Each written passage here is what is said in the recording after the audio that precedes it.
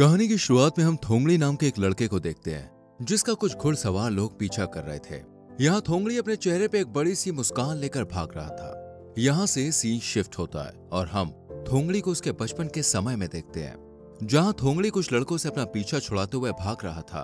तभी दौड़ते दौड़ते वो एक मार्केट के बीच पहुंच जाते हैं, जहाँ वो एक मोटी औरत से जाकर टकरा जाते हैं। इसी के साथ थोंगली वहां से बच निकलने में सफल हो जाता है। तभी कुछ देर बाद हम थोंगली को एक फाइटिंग कैंप के पास देखते हैं, जहाँ कुछ बच्चे एक दूसरे से फाइटिंग कर रहे थे।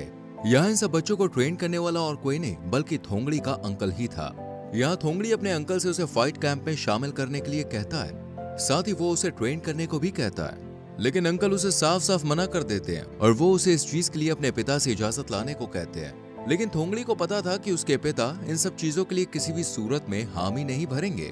खैर थोंगली को थोड़ा फोर्स करने के बाद वो उसे अपने कुछ फाइटिंग स्किल्स दिखाने को कहते हैं। अब चूंकि थोंगली पूरी तैयारी से आया था, इसलिए वो अपने सभी फाइटिंग स्किल्स को दिखाने लगता है। लेकिन तभी थोंगली के पिता यहाँ पहुंच जाते हैं। वो उसे अपने साथ एक मंदिर में ले जाते हैं, जहाँ वो उसे एक मॉन्क से मिलवाते हैं। यहाँ उसके पिता मॉन्क को बताते हैं कि मेरा बेटा हर समय झगड़े जैसे मसलों में फंस जाता है, यहाँ तक कि वो हर बार गवर्नर के बेटे के साथ झगड़ा करता फिरता है। ये सुनकर मॉन्क उसके पिता को समझाते हैं कि थोंगली एक बहादुर और होनहार बच्चा है और इस उम्र में बच्चों के बीच में बहस होना एक आम बात है। इसी के साथ वो उन्हें चिंता ना करने को कहते हैं। यहाँ से सीन कट होता है और वो बच्चे फिर से थोंगली को परेशान करने लगते हैं। इसलिए थोंगली फैसला करता है कि वो खुद ही अपनी फाइटिंग स्किल्स को ट्रेन करेगा। अब काफी समय तक प्रैक्टिस करने के बाद वो उन बच्चों को खुद से लड़ाई करने के लिए उकसाता है और जैसा वो चाहता है बिल्कुल वैसा ही होता है। ये बच्चे गुस्सा हो जाते हैं। अब इन सभी के बीच एक बच्चों वाली फाइट शुरू हो जाती है, लेकिन तभी गलती से थोंगली गवर्नर के बेटे को घायल कर देता है, जिस पर उसका एक साथी थोंगली को धमकी देता है कि उसने गवर्नर के बेटे को मारकर अच्छा नहीं किया है और अब उसका बचना नामुमकिन है। इसी के साथ दोस्तों सीन शिफ्ट होता है और हम कहानी के पहले सीन पर आ जाते हैं, जहाँ थोंगली अब बड़ा हो चुका है और वो अभी भी उन घुड़सवार लोगों से बचकर भाग रहा है। इन्हीं घुड़सवारों में चार्ट नाम का एक आदमी भी शामिल होता है। अब थोंगली भी इन सभी की नजरों के सामने से गायब हो जाता है, जिस पर चार्ट अपने सभी साथियों को अलग अलग होकर थोंगली को ढूंढने को कहता है। लेकिन वो सभी थोंगली को पकड़ने में असफल रहते हैं, लेकिन थोंगली ये मौका नहीं गवाता और इन सभी को घायल करने में सफल हो जाता है। इसी बीच थोंगली मौका पाकर चार्ट को उसके घोड़े से नीचे गिरा देता है और उसके घोड़े को चुरा लेता है। ये देखकर चार्ट को काफी गुस्सा आता है, लेकिन और कोई चारा न होने पर वो अपना गुस्सा अपने ही साथियों पर निकालता है। अब अगले सीन में चार्ट अपने पिता के पास जाता है, जो कि गांव के गवर्नर होते हैं। यहाँ पे हमें पता चलता है कि चार्ट वही बंदा था जिसे थोंगली ने बचपन में घायल कर दिया था। वहीं चार्ट को घायल देखकर उसके पिता को काफी गुस्सा आता है, इसलिए वो चार्ट को अपने सैनिक के साथ थोंगली को ढूंढने भेजते हैं। वहीं दूसरी तरफ अब थोंगली एक दूसरे फाइटिंग क्लब में पहुंच चुका था, जहां वो बैट के तौर पर दूसरे फाइटर्स से फाइट करता है। यहाँ पर वो एक से ज्यादा फाइट्स को जीत चुका था। तभी यहाँ एंट्री होती है एक दूसरे फाइटर की, जो थोंगली को अपने साथ फाइट करने के लिए चैलेंज करता है। थोंगली ये चैलेंज एक्सेप्ट कर लेता है, लेकिन उसकी किस्मत उसका साथ नहीं देती, क्योंकि उस आदमी की एक किक से ही थोंगली हार जाता है।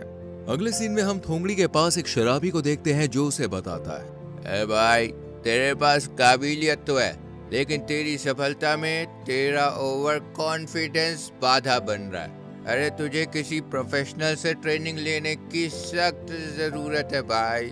फिर अगले सीन में हम थोंगली को एक दूसरे कैंप में देखते हैं, जहाँ वो चुपके से घुस जाता है, लेकिन वो जल्द ही कैंप के ट्रेनर द्वारा पकड़ा जाता है, जिनका नाम टैंग था।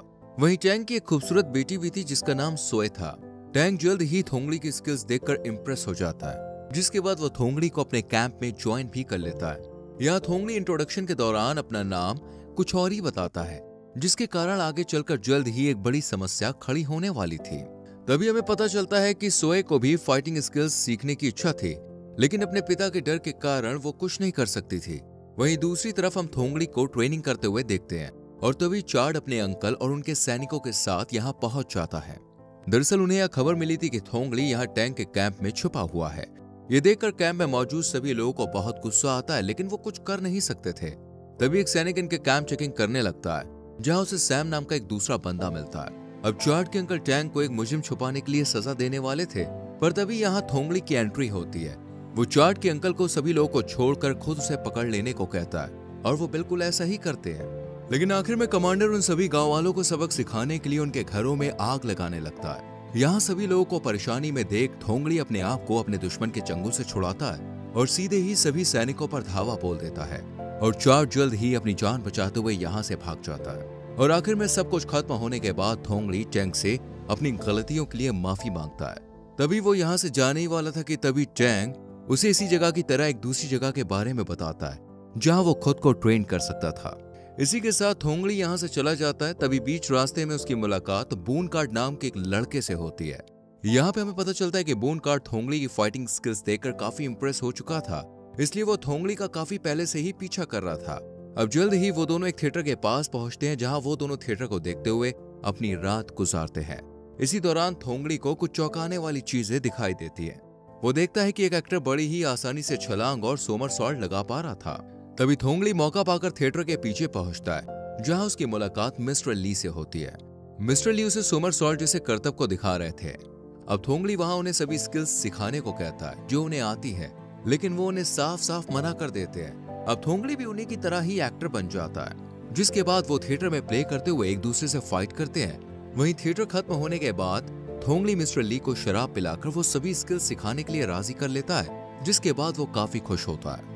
यहाँ से सीन शिफ्ट होता है और हम देखते हैं कि चार्ड अपने अंकल के साथ मिलकर एक रिक्शा पर हमला करवा देता है। तभी अचानक थोंगली भी वहां पहुंच जाता है, जिसके बाद वो उन सभी को अपनी नई स्किल से हरा देता है। इसके बाद हम देखते हैं कि थोंगली उस रिक्शे में बैठी एक लड़की की जान भी बचा लेता है।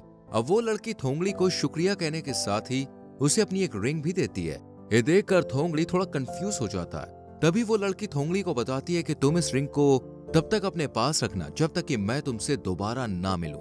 इसी के साथ वो लड़की वहां से चली जाती है और हम थोंगली को देखते हैं जो उस कैंप में पहुंच चुका था, जिसके बारे में उसे टैंग ने बताया था। अब थोंगली वहां के ट्रेनर मैक से मिलता है। मैक शुरू में थोंगली को अपनी ही एक स्टूडेंट से फाइट करने के लिए कहता है। थोंगली उस स्टूडेंट को बहुत ही बुरी तरह से हरा देता है। अब इसके बाद मैक थोंगली को ट्रेन करने के लिए राजी हो जाता है। थोंगली मास्टर मैक से सभी चीजें सीख लेता है। इसके बाद मास्टर मैक उसे जल्द एक आने वाले कंपटीशन के लिए तैयार होने को कहते हैं। थोंगली की मुलाकात फिर से उसी लड़की से होती है जिसने उसे अपनी रिंग दी थी। यहाँ थोंगली उस लड़की का नाम पता कर लेता है। इस लड़की का नाम रोमयोंग था।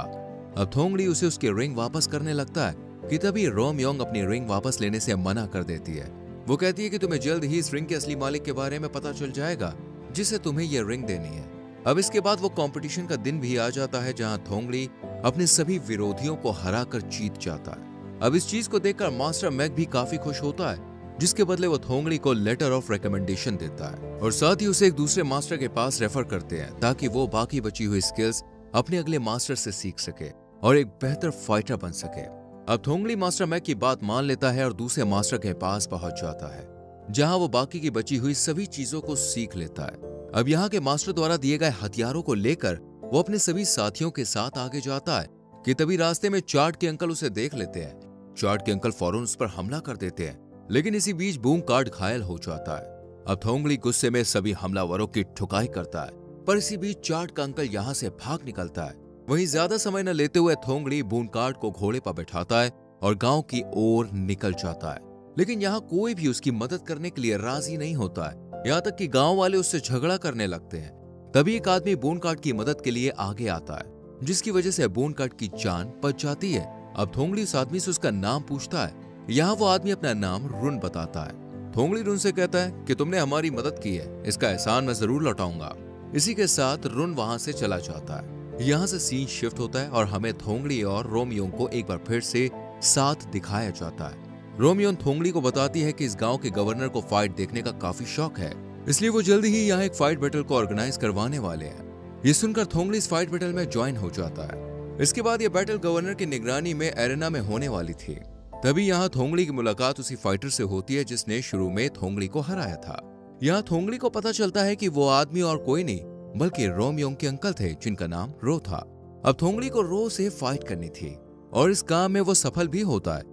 वहीं गवर्नर भी ये सब देख रहा होता है, इसलिए वो थोंगली से अपने एक दूसरे फाइटर से लड़ने को कहता है, जिस पर थोंगली भी मान जाता है और अब थोंगली उस नए फाइटर को भी हरा देता है। अब आखिर में गवर्नर विजेताओं को छोड़कर सभी को जाने के लिए कहता है। तभी हम कुछ हमलावरों को देखते हैं जो एरेना में घुसकर गवर्नर को शूट कर देते हैं। ये सब देखकर थोंगली उन हमलावरों पर हमला करता है। तभी थोंगली को पता चलता है कि उन हमलावरों में रुन भी शामिल है। यहाँ थोंगली रुन को शूट करने ही वाला होता है, लेकिन तभी उसे वो एहसान वाली बात याद आती है, इसलिए वो रुन को बंदूक दे देता है ताकि रुन उस पर गोली चला सके। लेकिन इसी के साथ थोंगड़ी बाकी लोगों को छोड़ने के लिए कहता है। रुन गन को ले लेता है, लेकिन शूट करने पर उसमें कोई भी गोली नहीं होती है। इसके बाद रुन हंसते हुए थोंगड़ी को बताता है कि ये सब उसका एक टेस्ट था, क्योंकि जब से उसने रोमियो को बचाया था तब से ही गवर्नर की नजर उस पर थी। यहाँ गवर्नर और कोई नहीं बल्कि खुद रुन ही था।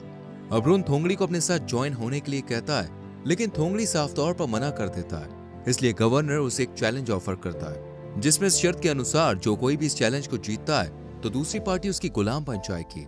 इसी के साथ इन दोनों में फाइट शुरू हो जाती है। अब सीन कुछ समय आगे पहुंचता है, जहां हम थोंगड़ी को गवर्नर के सैनिकों के कपड़ों में देखते हैं और वो अब गवर्नर के लिए फाइट करता है। यानी उसका मतलब ये है कि उस दिन थोंगड़ी गवर्नर से हार गया था।